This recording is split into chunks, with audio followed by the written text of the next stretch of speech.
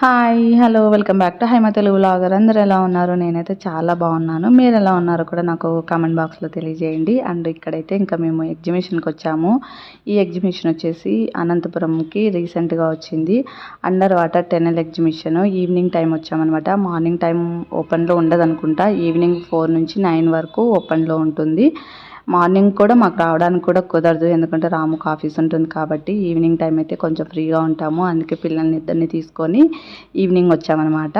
ఇక్కడ ticket price వచ్చేసి Monday నుంచి ఫ్రైడే వరకు పెద్దవాళ్ళకైతే 80 రూపీస్, చిల్డ్రన్స్కి అయితే 3 ఇయర్స్ పైన ఉన్న వాళ్ళకైతే 50 రూపీస్. అలాగే వీకెండ్స్లో అయితే పెద్దవాళ్ళకి 100 రూపీస్. ఇక్కడైతే ఇంకా మేము టికెట్ తీసేసుకొని లోపలికి వెళ్తున్నాము. మేబీ నేను ఈ వీడియో పోస్ట్ చేసేసరికి ఈ ఎగ్జిబిషన్ ఉంటుందో ఉండదో తెలియదు. ఎందుకంటే చాలా లేట్గా పోస్ట్ చేస్తున్నాను. మేబీ ఉండకపోవచ్చు. ఎందుకంటే దాదాపు ఒక 2 మంత్స్ తర్వాత పోస్ట్ చేస్తున్నాను. అండ్ ఇక్కడైతే ఇంకా మేము లోపలికి ఎంటర్ అయ్యాము. ఎంటర్ అవ్వగానే ఇలా ఒక ఈఫిల్ టవర్ ఉందన్నమాట చిన్నగా. చాలా బాగుంది.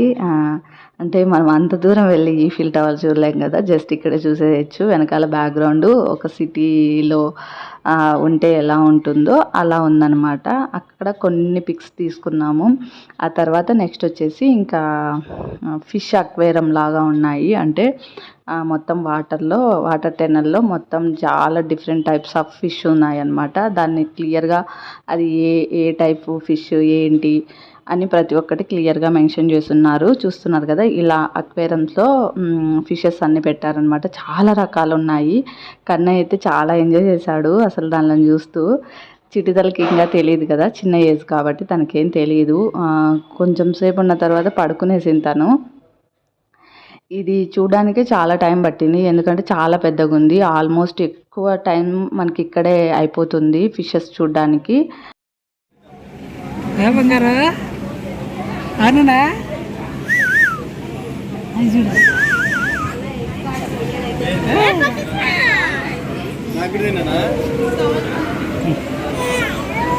చిన్న చేపలు పాయత్ చిన్న చేపలు ఏందంత సీరియస్ చూస్తుంది ఏంటి నేను అవి ఫిషా ఏంటి చూడు ఏంటి ఇవే రకంగా ఉన్నాయి కదా. ఏంటి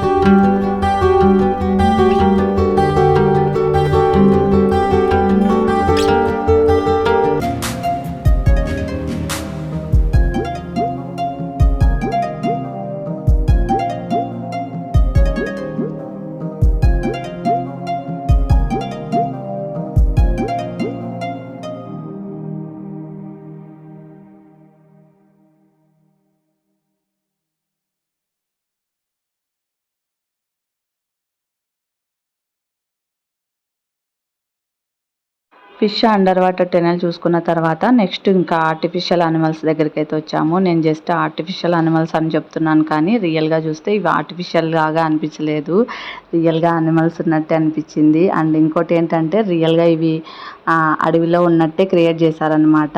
ఇవి అరుస్తుంటే రియల్ అనిమల్స్ అరుస్తున్న ఫీలింగే వచ్చింది. కన్నయ్య అయితే లిటరల్లీ ఏడ్చేశాడు అవి అరుస్తుంటే. జస్ట్ అలా ఇలా మూవ్ అవుతుంటే అసలు కిందికి దిగలేదు, ఏడుస్తూ ఉన్నాడనమాట. మేము ఎక్కువసేపు కూడా ఉండలేదు ఇక్కడ, ఎందుకంటే కంటిన్యూస్ గట్టిగా ఏడ్చేశాడు.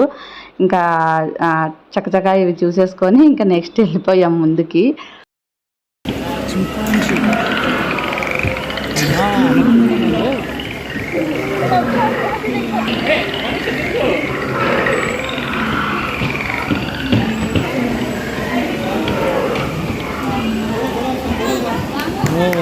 పాండానలో